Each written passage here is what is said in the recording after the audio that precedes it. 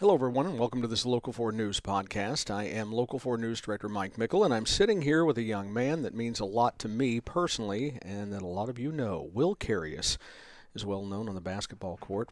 Pleasant Valley High School standout, went on to Northern Michigan and then back to Monmouth College, and now he has some more decisions to make, and he's sitting here talking to me. Will, thanks for being in here with me. Thanks for having me. You know what? Let's talk about, first of all, the PB days.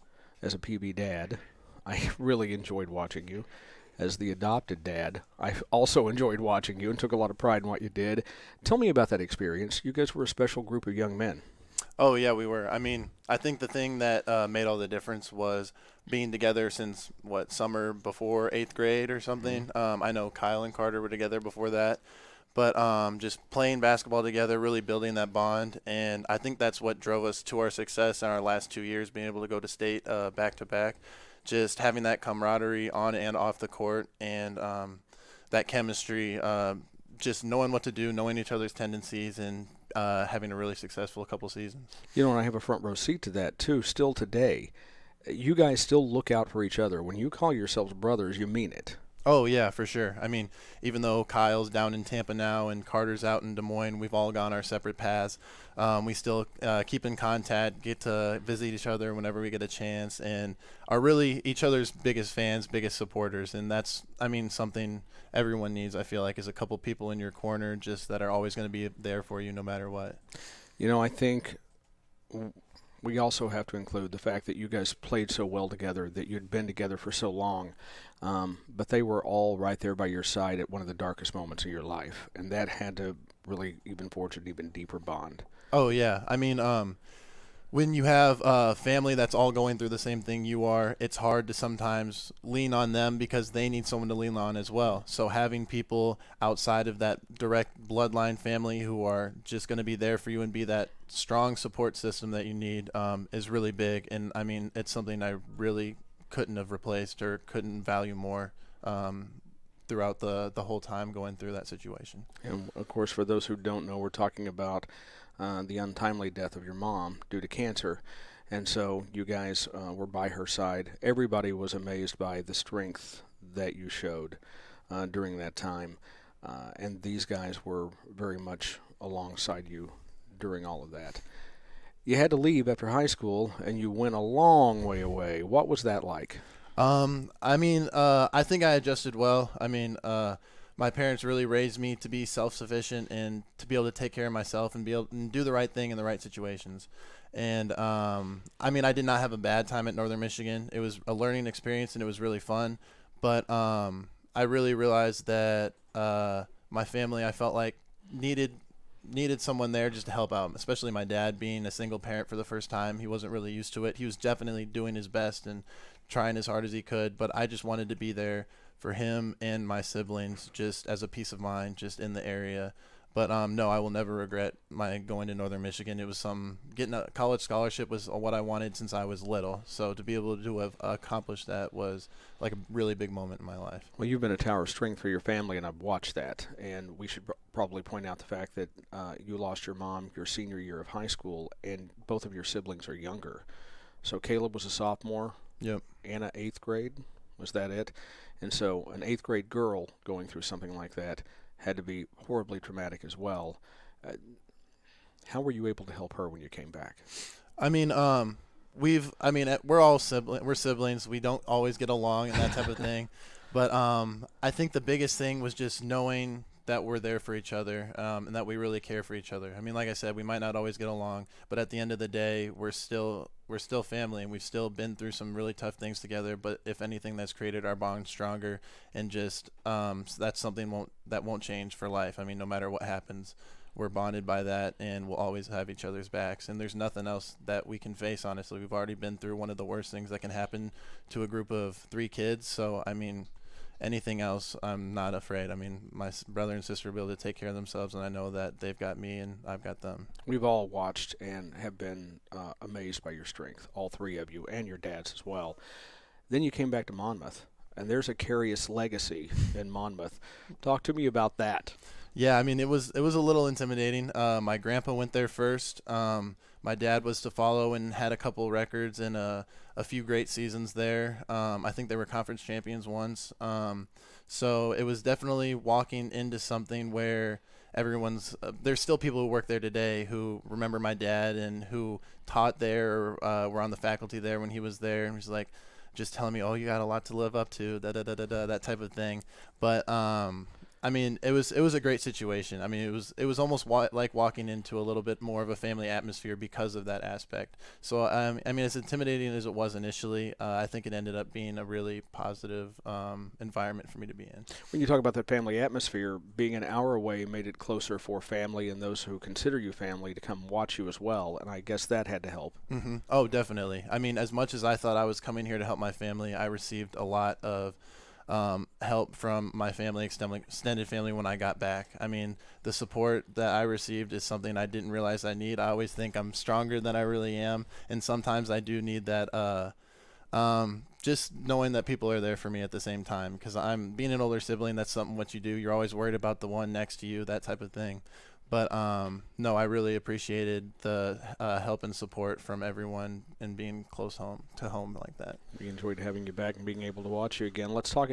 You're very humble, but let's talk about some records. Let's talk about what you did at PV and the records that you broke in Monmouth. PV, I think I'm still the all-time leading scorer, unless Matt's about to pass me up. But no, Matt Mickle has not passed you. Okay. But he has one more year. I don't. That's true. He's got another year. I think it was all-time leading rebounders too. Obviously, we had those 2 years we went to state. We're runner-up in third place. I mean, we've got team plaques over at the school for that as well. I definitely didn't have an assist record. That's something I didn't have. But I think that's about it for PV. And then Monmouth? I think it was points in a game, 62, points in a season, and rebounds in a season, and rebounds in a game, I think. Just because of only being there for 1 year and 6 games, I didn't get a chance to do a lot. Though I had all those, but I could not get to my dad on career points. I'm still behind him in that. So he's got that one leg up on me. That's the last thing he can talk about now. Come on, let him have one. Let him have one. Exactly. He can have it. So now as you're heading out to grad school and you're talking to people about playing one more season of basketball, who's in the running and what are you looking for? I'm really just looking for a good fit. The nice thing about having the second go around is the coaches know that they can try to flatter or talk all of what they want, but I really know, since I've been through the process already, I really know how it works, and that I'm really just looking for a good fit and a good place to continue my education. So they've been very upfront. It's been a few D2 schools that have had interest, St. Ambrose notably, who's local.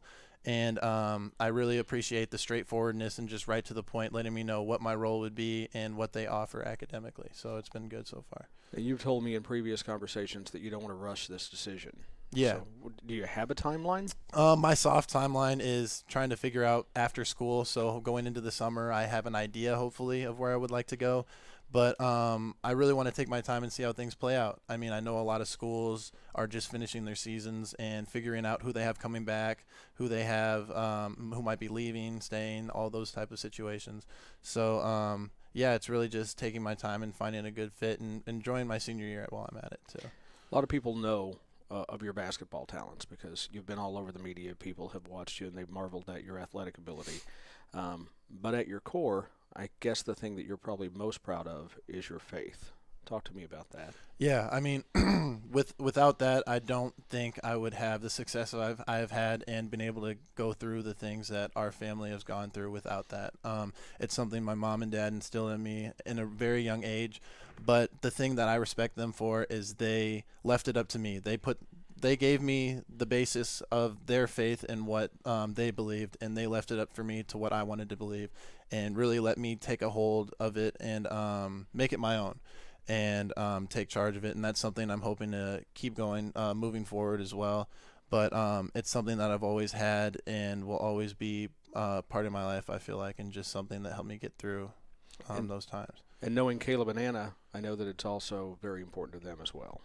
Definitely. I mean, it didn't lack going from me to my brother to my sister. I mean, they my parents brought us up all the same way, and I can't thank them enough for what they did. And I know I wasn't able to give my mom as much credit as she probably deserved, as I was still a high school kid, wanted to be a little rebellious, that type of thing. But no, like I know she's probably proud of how we're doing right now, and I know my dad sees it in us as well. And yeah, I couldn't be more thankful for it. I know that she's more than probably proud. I know that she's got to be smiling ear to ear and knowing that it was a job well done. You're three incredible human beings, and even seeing the three of you sitting together in church, and just even to this day, you spoke on it that there may be some disagreements because you're siblings, Yep. but you'd also step in front of a train for either one of your siblings, and I feel like they'd do the same thing for you and for each other. That's a pretty incredible exactly. feeling. Any final thoughts? No, I'm just really excited for this next chapter in my life and to make something good out of a bad situation. I really wanted to end my season at Monmouth, but that's just not the way the dice were rolled. So, I mean, it's just trusting that God has a good plan for me and figuring out what to do with this next chapter in my life. Yeah. You know what? I hope my digital team doesn't get upset with me when I say this and go ahead and promise this, but recently we did, I guess it's been a little more than a year now, we sat down with you and talked about your faith and your family, and we had a piece on that. So we want to repost that so people can go back and watch that, because at your core, that's what the Carius family is all about, and I think that's one of the things that's making your mom look down and smile today. Yeah, no, check that out, and check out Mike's new documentary that has my brother starring in it, actually. He did. Yeah. Caleb does not have a mean bone in his body, and to have him do a reenactment where he had to be pretending to abuse someone, I could just see it on his face after it was over, how difficult that was for him, but that just shows at his core what a truly kind person he is. Yeah. So, of course, that one's called When the Killer Comes Clean, and I don't know that I'm ever going to get him to be in another video after that one. Will, thanks so much for sitting down with us. Thank you. I appreciate it.